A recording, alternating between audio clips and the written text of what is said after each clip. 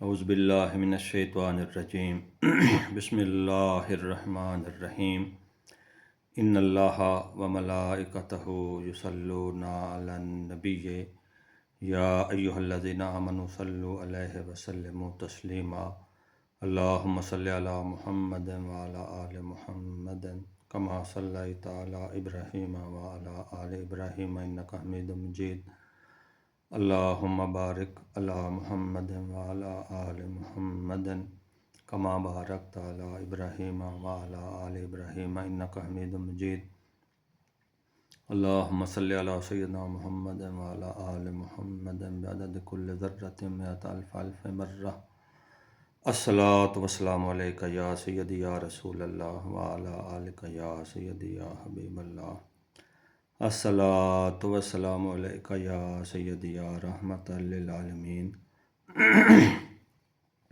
وعلی آلک یا سیدی یا شفیع المذنبین الصلاۃ والسلام علیک یا سیدی یا شمس العارفین وعلی آلک یا سیدی یا انیس الغریبین الصلاۃ والسلام علیک یا سیدی یا خاتم النبیین وعلی آلک یا سیدی یا ختم المرسلین الصلاۃ والسلام علیک یا سیدی یا وسیلتنا فی الدارین وعلی آلک یا سیدی یا صاحب قاب قوسین الصلاۃ والسلام علیک یا سیدی یا محبوب رب المشرقین و رب المغربین وعلی آلک یا سیدی یا جد الحسن والحسین الصلاۃ والسلام علیک وعلی آلک واصحابک یا سید الانبیاء والمرسلین بلغ العلا بکمالہ کشف الدجی بجمالہ حسنت جمیع خصالہ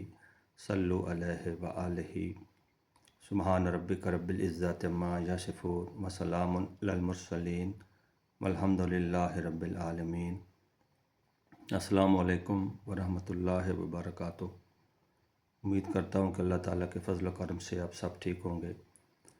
درس قرآن کے سلسلہ میں آج ہم نے سورہ البقرہ رکوع نمبر 8 کی تلاوت کرنی ہے، ترجمہ پڑھیں گے اور اس کے مفہوم کو سمجھنے کی کوشش کریں گے۔ اس رکوع میں ٹوٹل 8 آیات ہیں، تو ہو سکتا ہے ویڈیو تھوڑی سی لمبی ہو جائے، تو اگر آپ ساری ویڈیو سنیں گے دیکھیں گے تو انشاءاللہ العزیز ایمان میں ترقی ہوگی، محبت رسول میں اضافہ ہوگا، کیونکہ پورے کا پورا قرآن پاک حضور سید المرسلین رحمت للعالمین تاجدار مدینہ سرور قلب و سینہ سیدنا احمد مجتبیٰ حضرت سیدنا محمد رسول اللہ صلی اللہ علیہ وآلہ وسلم کی نعت ہے۔ آپ کے اوصاف بیان کیے گئے ہیں، آپ کی شانیں بیان کی ہیں، نہ صرف قرآن پاک بلکہ قرآن پاک سے پہلے بھی جتنی آسمانی کتابیں جو انبیاء کرام پہ نازل ہوئیں، اللہ تعالیٰ نے نازل فرمائیں، سب میں ہی آپ کی شانیں بیان ہوئیں، آپ کے اوصاف بیان ہوئے، آپ کا ذکر خیر ہوا، اور سارے انبیاء کرام آپ کی شانوں کے ڈنکے بجاتے گئے، اپنی امتوں کو حضور نبی علیہ الصلوۃ والسلام کا ذکر خیر سناتے گئے۔ باقی جو اس سے پہلے کتابیں نازل ہوئی ہیں وہ بھی بھری پڑی ہیں آپ کے ذکر خیر سے۔ تو انشاءاللہ العزیز جب ہم قرآن پاک کا مطالعہ کریں گے حضور نبی علیہ الصلوۃ والسلام کی محبت اور عشق میں ڈوب کر، تو پھر اس کے حقیقی فیوز و برکات سے مستفید ہوں گے۔ تو اگر ہم حسد بغض رکھ کر اس کا مطالعہ کریں گے تو پھر ولا یزید الظالمین الا خسارہ، اللہ تعالیٰ فرماتا ہے کہ ظالموں کے لیے اس میں خسارہ ہی خسارہ ہے۔ تو شروع کرتے ہیں جی۔ بنی اسرائیل ہی جو موضوع خطاب اس رکوع میں بھی، اعوذ باللہ من الشیطان الرجیم بسم اللہ الرحمن الرحیم ان الذین آمنوا والذین ہادوا والنصارى والسابئین من آمن باللہ والیوم الآخر وعمل صالحا فلہم اجرہم عند ربہم ولا خوف علیہم ولا ہم یحزنون۔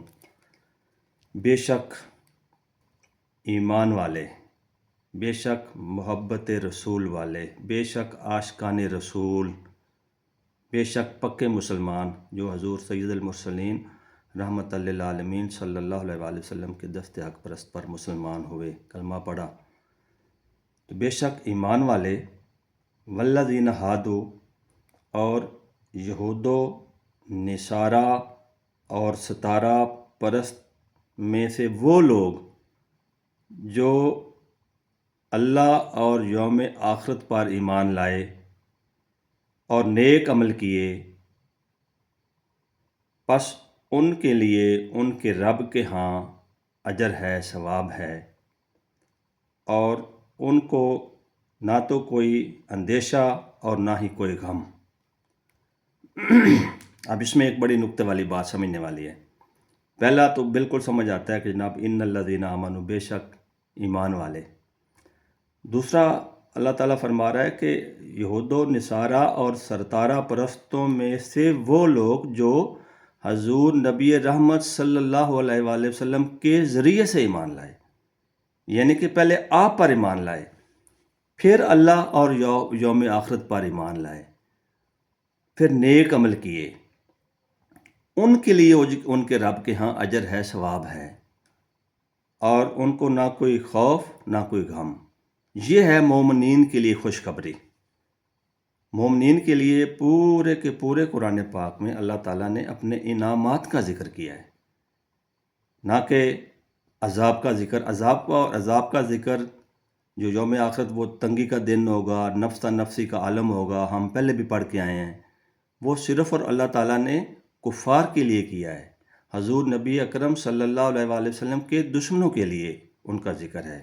ان کے لیے یہ حکم ہے کہ قیامت کا دن ان کے لیے سخت ہوگا، نفس نفسی عالم ہوگا۔ جو حضور کے غلام ہیں، جو مومنین ہیں، ان کے لیے تو اللہ تبارک و تعالیٰ نے انعامات کا ذکر کیا ہے۔ یہ ہے قرآن پاک کا انداز خطاب، طرز خطاب۔ اب یہ ہمارے کوئی ایسے ہیں جو بدعقیدہ لوگ ہیں، مولوی حضرات خاص طور پہ، پلیز مجھے کہنے دیجئے کہ وہ جب تقریر کر رہے ہوتے ہیں تو سامنے کلمہ گو بیٹھے ہوتے ہیں، سامنے جمع غفیر کون کا ہے؟ مسلمانوں کا ہے، اور ان کا موضوع خطاب کیا ہے؟ رد شرک، قیامت کی جو عذاب، دوزخ کا عذاب، اس کا ذکر کر رہے ہیں۔ ایسے اللہ تعالیٰ کو نعوذ باللہ من ذالک، یعنی کہ ظالم بنا کے پیش کرتے ہیں۔ جب بھی سامنے آپ کے کلمہ گو بیٹھے ہوئے ہیں، مسلمان بیٹھے ہوئے ہیں، مومنین بیٹھے ہوئے ہیں، تو ان کے سامنے حضور نبی علیہ الصلوۃ والسلام کی محبت اور عشق کی، ادب کی بات کرو، اللہ تعالیٰ کے انعامات کا ذکر کرو، تاکہ اللہ کی مخلوق میں، مسلمانوں میں کچھ ذوق و شوق پیدا ہو نیک اعمال کرنے کا، وہ اپنا کھویا ہوا مقام حاصل کرنے کا۔ یہ جو قرآن پاک کے طرز خطاب سے جس کی تقریر جو ہے وہ مماثلت نہیں رکھتی، وہ بھولا بھٹکا ہوا خطیب ہے۔ تو اللہ تعالیٰ ایسے خطیبوں سے محفوظ فرمائے۔ جی دیکھو نا، یہ قرآن پاک میں پورے آگے بھی آپ پڑھیں گے، جہاں جہاں مومنین کا ذکر آیا، اولیاء کرام کا ذکر آیا، صالحین کا ذکر آیا، تو اللہ تعالیٰ نے ان کے لیے انعام کا تذکرہ کیا کہ ان کے لیے انعامات ہوں گے۔ اس سے ایک تو یہ ہمیں ملا، اور یہ ایک ملا کہ جو یہود و نصارہ تو پہلے بھی اللہ کو مانتے تھے، اپنے نبیوں پر بھی ان کا ایمان تھا، حضرت موسیٰ علیہ السلام پر بھی، توریت پر بھی، حضرت عیسیٰ علیہ السلام پر بھی، انجیل پر بھی۔ لیکن یہاں ذکر ہو گیا کہ جو ان میں سے جو گروہ جو حضور نبی علیہ الصلوۃ والسلام کے وسیلہ سے آپ کی اتباع میں جو اللہ اور یوم آخرت پہ ایمان لائے گا اور نیک اعمال کرے گا، ان کے لیے یہ انعامات ہیں۔ جیسا کہ اس سے ظاہر ہوا کہ جنت جو ہے وہ حضور نبی اکرم صلی اللہ علیہ وآلہ وسلم سے محبت اور عشق کرنے والوں کے لیے اللہ تعالیٰ نے تیار کی ہے۔ آگے اللہ فرماتا ہے جی وَإِذْ أَخَذْنَا مِيثَاقَكُمْ وَرَفَعْنَا فَوْقَكُمُ الطُّورَ، اور جب ہم نے تم سے عہد لیا اور تم پر طور کو اونچا کیا۔ کون سا عہد لیا؟ پہلے پیچھے بھی ذکر آیا، رکوع نمبر 5 میں، آیت نمبر 40 میں ہے غالباً، کہ تم اپنا عہد پورا کرو جو تم نے میرے ساتھ کیا، اور میں وہ عہد پورا کروں گا جو تمہارے ساتھ کیا۔ وہ اگلی آیت میں اللہ تعالیٰ بیان فرما رہے ہیں، خُذُوا مَا آتَيْنَكُمْ بِقُوَّةٍ وَاذْكُرُوا مَا فِيهِ لَعَلَّكُمْ تَتَّقُونَ۔ تو جو کچھ ہم تم کو دیتے ہیں، یعنی کہ تم کو ہم نے کتاب عطا فرمائی، اور اس کو زور سے پکڑے رہو، اور اس میں جو لکھا ہے اس کو اچھی طرح یاد کر لو، تاکہ تمہیں پرہیزگاری ملے۔ کیا لکھا تھا کتابوں میں؟ حضور نبی رحمت صلی اللہ علیہ وآلہ وسلم کا ذکر خیر تھا، آپ کی شانیں بیان کی گئی تھیں، آپ کے اوصاف بیان کیے گئے تھے، تو اللہ تعالیٰ اس کا عہد لیا تھا اللہ تعالیٰ نے کہ جو تم نے میرے ساتھ عہد کیا وہ پورا کرو. پھر میں کیا عہد پورا کروں گا کہ میں تمہیں پھر انعامات دوں گا، میں تمہیں عزت دوں گا، عذاب سے محفوظ کر لوں گا، جنت دوں گا. وہ اللہ تعالیٰ فرما رہا ہے کہ ہم نے تم سے عہد لیا تھا کہ جو کچھ ہم نے تم کو کتاب عطا کی اس کو زور سے پکڑے رکھو، اور اس میں جو لکھا ہے حضور نبی علیہ الصلوۃ والسلام کا ذکر خیر اس کو خوب یاد کر لو تاکہ تم پرہیزگار بن جاؤ. ثم تولیتم من بعد ذالک، پھر اس کے بعد تم پھر گئے، اپنے عہد سے پھر گئے. وہ جب نبی رحمت صلی اللہ علیہ وسلم تشریف لائے تو ان کو ماننے سے تم نے انکار کر دیا. فلولا فضل اللہ علیکم ورحمتہ لکنتم من الخاسرین، اور اگر اللہ کا فضل اور اس کی رحمت تم پر نہ ہوتی تو تم خسارہ پانے والوں میں ہو جاتے. وَلَقَدْ عَلِمْتُمُ الَّذِينَ اعْتَدَوْا مِنْكُمْ فِي السَّبْتِ فَقُلْنَا لَهُمْ كُونُوا قِرَدَةً خَاسِئِينَ، اور بے شک ضرور تمہیں معلوم ہے تم میں کہ جنہوں نے ہفتہ میں سرکشی کی، یعنی کہ ہفتہ کے دن شکار نہ کرنے میں حد سے بڑھے، تو ہم نے فرمایا کہ ہو جاؤ بندر. دھدکارے ہوئے تو ہم نے آگے اگلی آیت میں فَجَعَلْنَاهَا نَكَالًا لِمَا بَيْنَ يَدَيْهَا وَمَا خَلْفَهَا وَمَوْعِظَةً لِلْمُتَّقِينَ، اور ہم نے اس بستی کا یہ واقعہ جو ان میں لوگ رہتے تھے ان سے پہلے یا ان میں جو بعد میں آنے والے تھے ان کے لیے عبرت بنا دیا، اور متقین کے لیے، پرہیزگاروں کے لیے نصیحت بنا دی. وہ جو اللہ تعالیٰ نے فرمایا تھا کہ ہفتے والے دن آپ نے مچھلی کا شکار نہیں کرنا. بنی اسرائیل کے وہ لوگ، ان کا روزگار تھا، مچھلی کا کاروبار کرتے تھے، دریا سے مچھلیاں پکڑتے تھے پھر بیچتے تھے. تو اللہ تعالیٰ نے ہفتے والا دن عبادت کے لیے مقرر کر دیا اور منع فرما دیا کہ آپ نے ہفتے والے دن مچھلی کا شکار نہیں کرنا. اب وہ چلاک تھے، ان میں بندروں جیسی چلاکیاں تھیں، اسی لیے اللہ تعالیٰ نے ان کو بندر بنایا کہ وہ کیا کرتے تھے کہ جمعے والے دن شام کو پانی دریا سے نکال کے بعد انہوں نے کھڈے کھود لیے، اور شام کو وہ پانی ادھر ڈال لیتے تھے، ساتھ مچھلیاں بھی آ جاتی تھیں، تو دریا سے مچھلیاں نکال کر کھڈوں میں ان کو قید کرتے، اور ہفتے والے دن پھر شکار کرتے، اور ساتھ یہ کہتے کہ اللہ تعالیٰ نے تو وہاں سے مچھلیاں پکڑنے سے منع کیا. یہ تھیں ان کی چلاکیاں. تو یہاں سے تو اللہ تعالیٰ نے منع نہیں فرمایا، حالانکہ اللہ نے تو کسی اور مقصد کے لیے منع فرمایا نا. تو آپ نے کاروبار ہفتے والے دن کرنا ہی نہیں ہے. اس بات کو نہ سمجھ سکے، اور اللہ تعالیٰ نے پھر ان کو فرمایا کہ ہو جاؤ بندر، تو وہ سارے کے سارے دھدکارے ہوئے بندر بن گئے. آگے آخری جو 5 آیات مبارکہ ہیں، اس میں سورہ بقرہ، جس وجہ سے اس سورہ کا نام البقرہ رکھا گیا، اس بیل یا گائے کا ذکر ہے جو اللہ تعالیٰ نے بنی اسرائیل کو حکم دیا کہ گائے ذبح کرو. تو ان کے دل نہیں چاہ رہے تھے. آپ دیکھیں گے، پڑھیں گے تو پتہ چلے گا کہ کیسے کیسے الٹے سیدھے سوال کرتے تھے. وَإِذْ قَالَ مُوسَىٰ لِقَوْمِهِ إِنَّ اللَّهَ يَأْمُرُكُمْ أَن تَذْبَحُوا بَقَرَةً، اور جب موسیٰ نے اپنی قوم سے فرمایا کہ خدا تمہیں حکم دیتا ہے کہ ایک گائے یا بیل ذبح کرو. بقرہ کا مطلب بیل بھی ہوتا ہے، گائے بھی ہوتا ہے. قَالُوا أَتَتَّخِذُنَا هُزُوًا، بولے کہ آپ ہمیں مسخرہ بناتے ہیں، آپ ہم سے مذاق کرتے ہیں.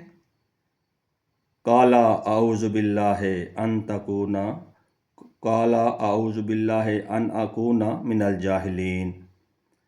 حضرت موسیٰ علیہ السلام نے فرمایا کہ خدا کی پناہ کہ میں جاہلوں میں سے ہوں. ٹھٹھا مذاق کرنا، مسخرہ کرنا، یہ جاہلوں کی نشانی ہے، خاص طور پر دین کے معاملے میں. پھر انہوں نے سوال کیا، قَالُوا ادْعُ لَنَا رَبَّكَ يُبَيِّن لَنَا مَا هِيَ، کہ بولے اپنے رب سے دعا کیجئے کہ وہ ہمیں بتا دے کہ وہ گائے کیسی ہو۔ اب یہ دیکھیں نا ان کا جو ان کا انداز تھا مخاطب ہونے کا، وہ بھی اس میں بھی بے ادبی نظر آتی ہے، حالانکہ وہ پروردگار تو ان کا بھی تھا۔ تو حضرت موسیٰ علیہ السلام سے کہتے ہیں کہ آپ اپنے رب سے دعا کیجئے، یہ نہیں کہا کہ ہمارے رب سے دعا کیجئے، یہ بھی ایک بے ادبی ہے۔ پوچھنے لگے کہ آپ اپنے رب سے، اپنے پروردگار سے دعا کیجئے، ہمیں بتا دے کہ وہ گائے کیسی ہو۔ اگر عقل مند ہوتے تو جو ہی حکم ملا تھا فوراً ہی کوئی گائے یا بیل لیتے اور ذبح کر کے جو حضرت موسیٰ علیہ السلام ان کو حکم دیتے ویسے کر گزرتے، لیکن سوال کرنے لگے۔ جیسے جیسے وہ سوال کرتے گئے پھنستے گئے۔ قال انہ یقول انہا بقرۃ لا فارض ولا بکر اوان بین ذالک فافعلوا ما تؤمرون۔ تو حضرت موسیٰ علیہ السلام نے فرمایا کہ تمہارا رب فرماتا ہے کہ وہ ایک گائے ہے، نہ بوڑھی اور نہ جوان، یعنی نہ بچڑا نہ بوڑھی، یعنی کہ جوان گائے ان کے درمیان مطلب جوان گائے ہوئی، نہ بوڑھی اور نہ بچہ، جوان گائے۔ اور جو تمہیں حکم ہوتا ہے کر گزرو۔ حضرت موسیٰ علیہ السلام نے پھر بھی فرمایا ایک طرح کا کہ آگے فردر سوال نہ کرو، جو حکم ملا ہے وہ کر گزرو، لیکن انہوں نے پھر سوال کیا قَالُ ادْعُ لَنَا رَبَّكَ يُبَيِّن لَنَا مَا لَوْنُهَا، کہ اپنے رب سے دعا کیجئے کہ ہمیں بتا دے کہ اس کا رنگ کیسا ہو۔ قَالَ إِنَّهُ يَقُولُ، موسیٰ علیہ السلام نے فرمایا کہ وہ فرماتا ہے، اللہ فرماتا ہے کہ انہو یقول انہا بقرۃ صفراء فاقع لونہا تسر الناظرین، کہ اللہ فرماتا ہے کہ اس کا رنگ گہرا پیلا ہو، گہرا زرد، جو دیکھنے میں اچھی لگے۔ قالو، پھر آگے سوال کرتے ہیں، قالوا ادْعُ لَنَا رَبَّكَ يُبَيِّن لَنَا مَا هِيَ إِنَّ الْبَقَرَةَ تَشَابَهَ عَلَيْنَا وَإِنَّا إِنْ شَاءَ اللَّهُ لَمُهْتَدُونَ، کہ اپنے رب سے دعا کیجئے کہ ہمیں صاف صاف بیان فرمائے کہ گائے یا بیل کیسا ہو۔ ہمیں تو یہ سارے گائے بیل ایک جیسے لگتے ہیں، مشابہ ہیں ایک دوسرے سے، شک پڑ گیا کہ اللہ تعالیٰ ہمیں صاف صاف بیان فرما دے، اور اگر اللہ چاہے تو ہم راہ پا جائیں گے، یعنی کہ کامیاب ہو جائیں گے۔ قال انہ یقول انہا بقرۃ لا ذلول تصید الارض ولا تسقی الحرث مسلمۃ لا شیۃ فیہا قالوا الآن جئت بالحق فذبحوها وما كانوا يفعلون۔ تو موسیٰ علیہ السلام نے فرمایا کہ وہ فرماتا ہے، یعنی کہ اللہ فرماتا ہے کہ وہ ایک گائے ہے جس سے نہ کام لیا جاتا ہے، نہ خدمت لی جاتی ہے، نہ وہ کھیتی باڑی میں جوتی جاتی ہے، کھیتی باڑی میں کام کرتی ہے، اور نہ ہی کھیتی کو پانی دینے کے لیے اس سے کام لیا جاتا ہے، بلکہ بے عیب ہے، جس میں کوئی داغ نہیں۔ بولے اب آپ ٹھیک بات لائے، تو اسے ذبح کیا، اور ذبح کرتے معلوم نہ ہوتے تھے، کہ یعنی کہ ان کا دل نہیں کر رہا تھا، اس لیے تو وہ سوال کر رہے تھے۔ جب کوئی کام نہ کرنا ہو تو پھر ایسے ہی الٹے سیدھے بندہ سوال کرتا ہے، تو سوال جیسے جیسے سوال کرتے گئے وہ مشکل میں پڑتے گئے۔ اب اس میں حقیقت کیا تھی؟ حقیقت اللہ تعالیٰ کی حکمت یہ تھی اس میں کہ بنی اسرائیل کا ایک ولی اللہ، ایک نبی آخر زمان صلی اللہ علیہ وآلہ وسلم کا عاشق، محبت والا، اس کا جب آخری وقت آیا تو اس کے پاس ایک چھوٹا بچڑا تھا، اس کی جو جمع پونجی تھی، تو ایک اس کا بیٹا تھا، وہ بھی نابالغ تھا، بچہ تھا، تو اس نے اس بچڑے کے گلے میں یہ لکھ دیا کہ یہ میرے بچے کی امانت ہے اور میں اسے اللہ کے سپرد کرتا ہوں۔ تو جب وہ بشرا جوان ہوا، بچہ بھی بالغ ہوا، تو بچے کی والدہ نے کہا کہ بیٹا تیرے نام کی، اس نے وہ گائے جنگل میں چھوڑ دی تھی، اللہ کے حوالے کر دی، اللہ کی امان میں دے دی۔ تو والدہ نے بچے کو کہا، جب بچہ بڑا ہوا، بالغ ہوا، تو والدہ نے کہا کہ بیٹا تیرا باپ ایک گائے کا بچہ جنگل میں چھوڑ گیا تھا، تیری امانت، تو جا اسے لے آ، تو ہم اس کو بیچ کے اپنا استعمال کر لیتے ہیں۔ تو وہ بچہ گیا، تو وہ گائے جنگل میں چر رہی تھی، وہ بڑی خوبصورت تھی۔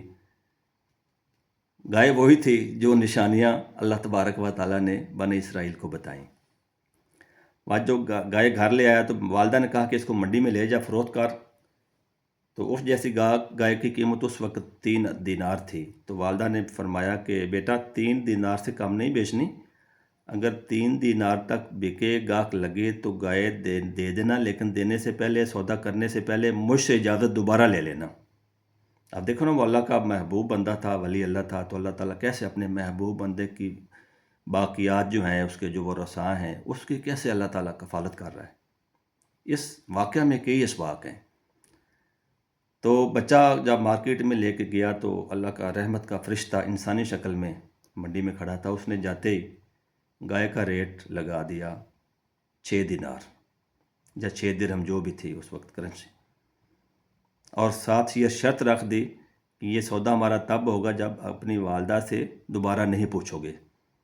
تو بچہ چونکہ تابع دار تھا، ایک ولی اللہ کا بیٹا تھا، اور اس کی والدہ بھی نیک ہوگی، وہ بھی اللہ تعالیٰ کی محبوب بندی ہوگی، تو اس نے کہا نہیں جی، میں اپنی والدہ سے اجازت میں نے لازمی لینی ہے، لہٰذا میں سودا پکا نہیں کر سکتا۔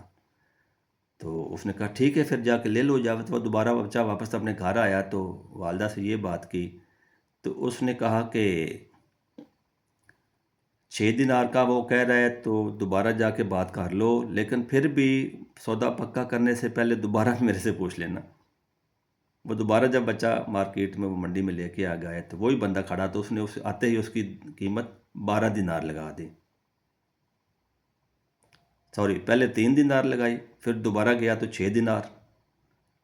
تو بچے نے ساتھ شرط رکھی کہ سودا کرنے سے پہلے دوبارہ والدہ سے نہ پوچھ۔ وہ بچے کو چیک کر رہا تھا کہ یہ والدہ کا کتنا تابع دار ہے، لیکن وہ ایک ولی اللہ کا بیٹا تھا، سمجھدار تھا، تابع دار تھا۔ اس نے کہا جی میں سودا پکا نہیں کروں گا۔ میں دوبارہ والدہ کے پاس گیا، اس نے کہا بیٹا اگر چلو ٹھیک ہے، 6 دینار کی بک رہی ہے تو جا کے سودا کر لینا، لیکن ایک دفعہ پھر مجھ سے پوچھ لینا، اگر کوئی اور بات کرے تو پھر مجھ سے دوبارہ پوچھ لینا۔ وہ جب دوبارہ لے کے گیا، تو اس نے اس کی قیمت 12 دینار لگا دی، وہ فرشتے نے۔ تو اب بچہ کہنے لگا کہ آپ کو کیا ہوا کہ آپ مجھے کیوں نہیں میرا سودا بیچنے دیتے ہیں کہ نہیں بیچنے دیتے جانور، ہم سے مسئلہ کیا ہے آپ کو؟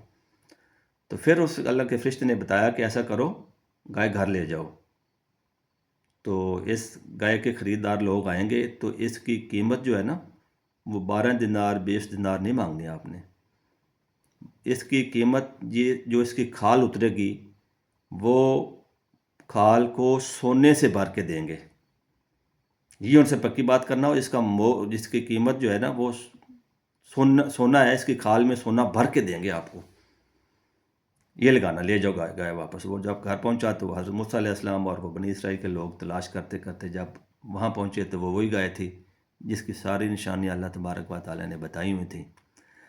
پھر انہوں نے حضرت موسیٰ علیہ السلام کی گارنٹی ضمانت پر وہ گائے ایسے ہی بیچ دی، انہوں نے وہ گائے ذبح کی اور ان کو کھال میں سونا بھر کے دیا۔ کئی اسباق ملتے ہیں اس میں۔ ایک تو انبیاء کے سامنے، اولیاء کرام کے سامنے زیادہ سوال نہیں کرنے چاہیے، جو اللہ تعالیٰ اپنے رسولوں کے وساطت سے جو حکم دیتا ہے، اس کو منوان فوراً پورا کر دینا چاہیے۔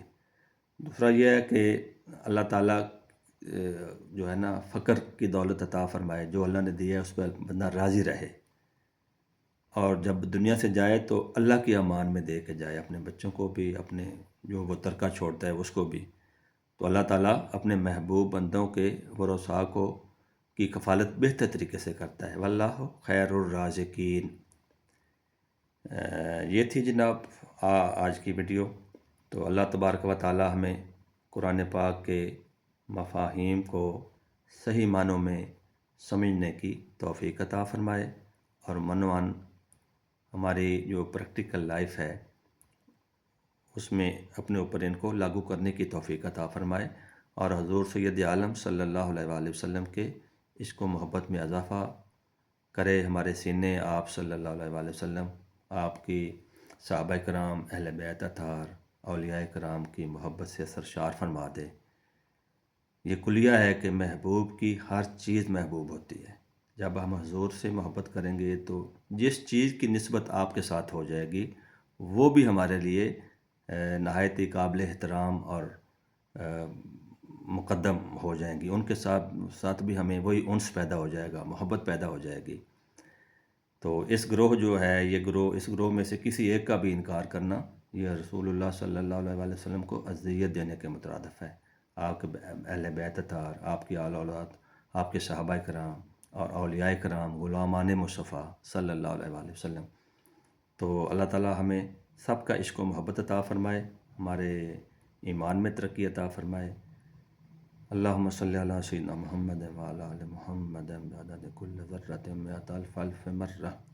الصلاۃ والسلام علیک یا سیدی یا رسول اللہ وعلی آلک یا سیدی یا حبیب اللہ۔ السلام علیکم ورحمۃ اللہ وبرکاتہ۔